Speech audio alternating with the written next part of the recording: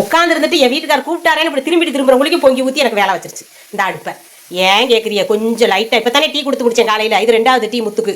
ஒரு டீ கிடைச்சா நல்லதாக இருக்கும் அப்படின்னாரு. சரின்னு டீயை போட்டேன். அது இப்படி பொசுக்குன்னு பொங்கி வேலை வச்சிருச்சு எனக்கு. ஓ, இந்த பாலும் டீயும் நம்ம பேச்ச சொன்ன பேச்ச கேட்கவே மாட்டேங்குது. நம்ம மேலே பாவம் பார்க்கவும் மாட்டேங்குது. என்ன கிறகாது எப்படி நார் அடிச்சிருச்சு பார்த்தீங்களா? சொன்னாங்க இங்கே பாருங்க, இந்த பால் காய்ச்சினாலோ டீ காய்ச்சினாலோ ரெண்டுமே பொங்கி பொங்கி ஊற்றுது.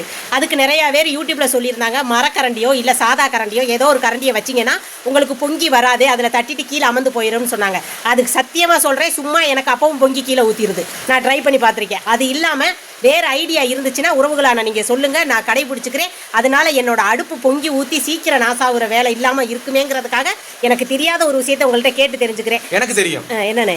அது என்ன வைக்கணும் அப்படின்னா, பால் பொங்க கூடாதுங்கிற எண்ணத்தை உங்க மனசுல வைக்கணும். இதை விட அடுப்பை ஆஃப் பண்ணி வச்சுட்டா மொத்தம் பொங்காது இல்லைங்க. அல்ல இந்த பேசுறாரு பாருங்க, பெரிய விவரசாலி. உண்மையா பையன் சொல்லுங்க, பால் பொங்கிட கூடாதுன்ற எண்ணத்தை நம்ம மனசுல வச்சா தான் இங்க பால் பொங்காம இருக்கும். அப்படியே உத்துதான் பார்த்தேன். ஒரு செகண்ட் இப்படி பாக்குறவங்களுக்கு இப்படி போயிருது. எனக்கு மட்டும் தான் இந்த அனுபவம் இருக்கா, உங்களுக்கு இருக்கான்னு கமெண்ட்ல எல்லாத்துக்குமே இருக்கும். ஓகேவா, வாங்க டீ சாப்பிடலாம். மழைக்கு சுட சுட டீ சாப்பிடுறது அது ஒரு தனி சுகந்தே. வாங்க டீ சாப்பிடலாம். மழை பேஞ்சாலும் பேஞ்சிச்சு, என்னை ஒரு நாளைக்கு 10 வட்டம் டீ போட சொல்லி பாடா படுத்துறாரு மனுஷன். பாய்ங்க.